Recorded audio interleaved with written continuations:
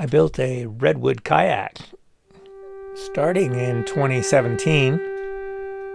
Got the idea to make a stitch and glue kayak based on some other plans that I had seen online, and I used a variety of different software: Autodesk, 3ds Max Design, AutoCAD, Fusion 360, and Delft Ship. Using these different software packages, I was able to create what I thought was a pleasing model. And then I made some physical models of that CAD design, created some paper models, 3D printed models, and nothing really happened for 2 years. And then in 2019, I received a pile of recycled redwood. I thought it was cedar from an old sauna in a house that was dismantled. But upon receiving the wood, I saw this label that said that it was redwood, and never heard of a redwood boat before. I did a quick search online and didn't see any other redwood boats, and I thought that's exactly the kind of boat I want to build, is a redwood boat. However, the wood was tongue and groove, about 5 inches wide, and most of the pieces were between 5 and 7 feet long. So the idea of putting a stitch and glue boat together kind of fell apart. So in October of 2019, I decided that I would make a quarter scale model of my design using a strip built technique similar to strip built kayaks and canoes that I had seen online. And I thought if I could build a quarter scale model, then I might feel more confident as building a full scale model. I had never built a boat before, so I thought the best way to do it is just to start. So between December 2019 and January 2020, I cut a miniature strongback and some form shapes. After printing out those shapes onto paper and gluing the paper patterns down onto wood, and I built a quarter scale model, and I was really pleased with that. 3 more years passed by, and I was working at a place that had a CNC machine. And I thought, why not use the CNC machine to make the forms, the stations for the cross sections of the full-scale model? So I built a strongback out of plywood and then cut all of the full-scale stations or cross sections of the kayak design out of scrap plywood that I had, and the stations are installed along the strongback. We're using these U-shaped plywood spacers that were spaced the exact distance apart. I had my stations every foot on center.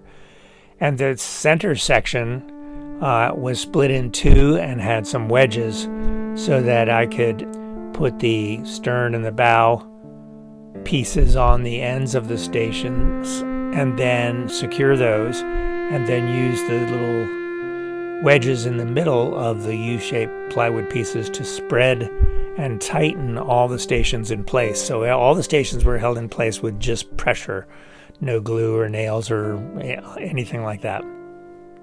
In July of 2023, then I started ripping redwood pieces after first removing any nails that were present and cutting off the tongues or the grooves off the raw wood.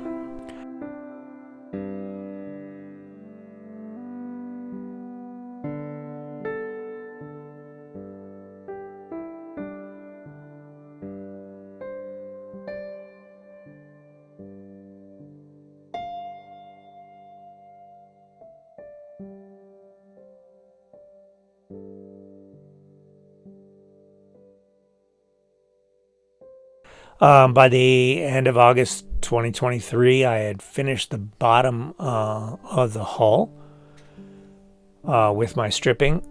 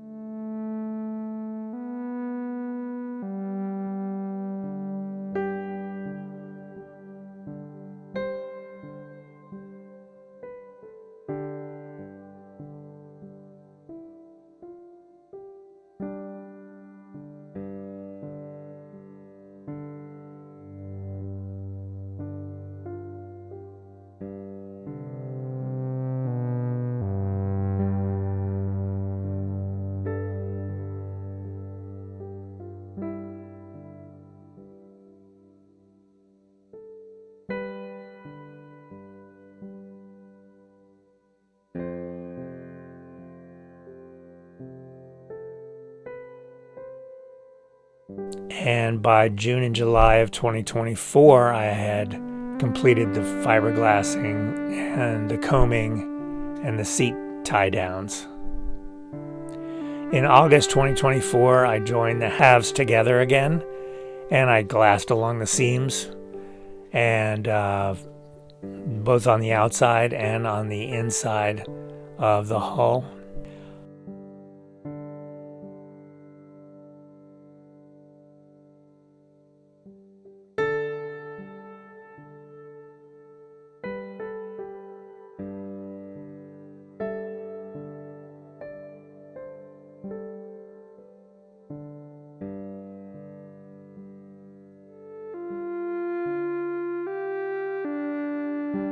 And then I created the stems along the bow and the stern.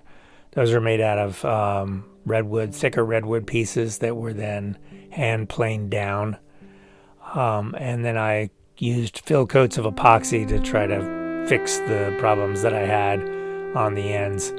There was lots and lots of scraping and sanding and more scraping and more sanding. And by middle of August 2024, I had the first coat of varnish on the exterior.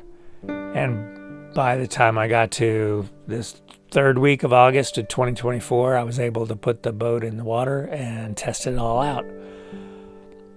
I sort of came up with some axioms about boat building, some thoughts throughout the process, again, since this was my first ever boat.